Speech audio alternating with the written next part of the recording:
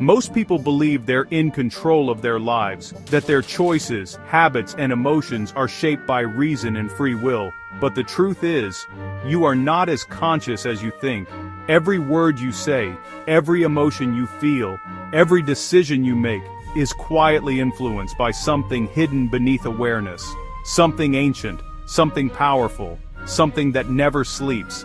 This is the subconscious mind, and it's been running your life from the shadows. But today, we're going to pull the curtain back.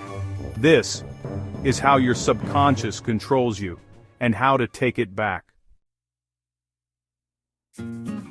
Neuroscientists estimate that nearly 95% of your behavior is driven by the subconscious. That means only 5% of your thoughts are truly conscious. The rest is programming, habits, fears, emotional reactions, all automated. Your subconscious is a survival machine. It stores memories, processes emotions, predicts danger, all faster than you can think. But the problem is, what kept you safe once might now be keeping you stuck. You learned patterns in childhood. How chaka bapa, a martin sur, yon baka dani, a kalka bapa, how to win sur tur, you to love, how to fear, how to cope, and your subconscious repeats those patterns endlessly, because to it, familiar means safe. That's why people repeat toxic relationships, sabotage success, or run from peace when they finally find it. Your subconscious doesn't care about your happiness, it cares about your survival. So every time you try to change, your subconscious whispers, "No, this is dangerous." That's the hidden war inside your mind. From birth to around age 7, your brain operates mostly in theta waves, a hypnotic, dreamlike state. In that time, everything you hear, see, and feel gets recorded directly into your subconscious, without logic or filter. If you were told you're not good enough, it became a truth. If love was unpredictable, you learned that love equals anxiety. If you were punished for expressing emotion, you learned that silence is safety. Those programs didn't disappear when you grew up. They became the lens through which you see the world. The subconscious doesn't think in words. It speaks in symbols, images, and emotions. It doesn't know the difference between imagination and reality. That's why a nightmare can make your heart race, and a memory can make you cry. Your subconscious is powerful, but it's also blind. It only follows the patterns you feed it. Think about this. When you drive, you don't think about every motion. When you walk, you don't tell your legs to move. That's your subconscious, automating your life. But it doesn't stop at movement. It automates emotion too. When someone criticizes you, you feel a familiar sting.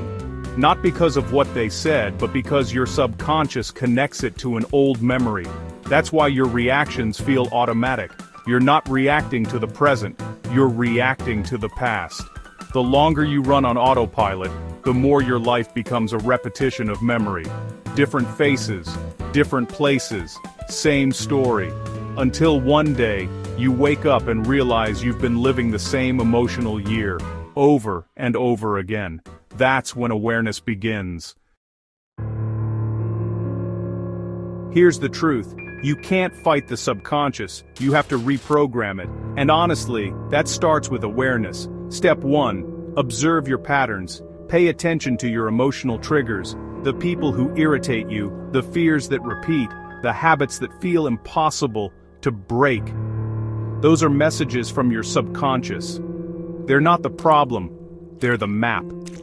Step 2. Change your self-talk. Your subconscious learns through repetition and emotion, so every time you say "I can't," you program defeat. Instead, replace it with identity-based affirmations. I am learning, I am capable, I am in control. Say it with feeling, because you know emotion is the language your subconscious understands. Step 3. Visualization.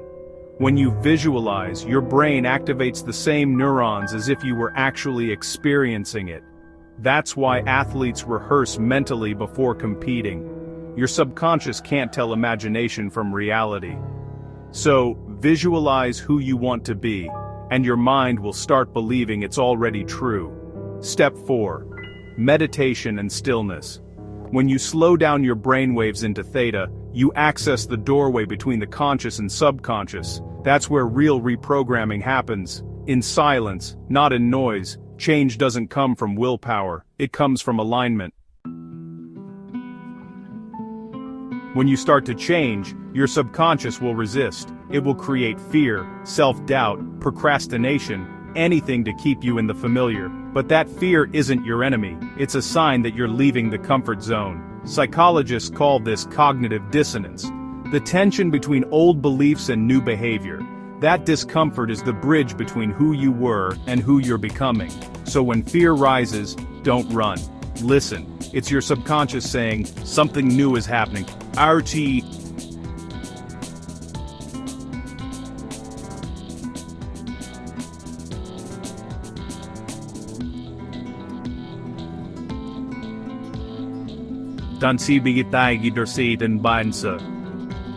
Your job is to teach it that you are. Your subconscious learns through repetition, emotion, and imagery. So if you want to rewire it, repeat new thoughts, feel them deeply, and visualize them often. Neuroscientists call this Hebb's law. Neurons that fire together, wire together. Every time you think a new thought and feel it as truth, you're literally building a new neural pathway. That's not magic, that's biology. And over time, those new pathways become the new you. Here's the paradox. The more you try to control everything, the more your subconscious controls you. But the moment you become aware, you begin to regain power. Awareness breaks the loop, and every moment of awareness is one less moment of programming. The subconscious isn't your enemy, it's your oldest friend, just waiting for you to take the wheel. Your subconscious mind is like a huge memory bank. It permanently stores everything that ever happens to you, and its capacity is virtually unlimited. By the time you reach the age of 21, you've already permanently stored more than 100 times the contents of the entire Encyclopedia Britannica. Under hypnosis, people can often remember, with perfect clarity, past events that happened many years before.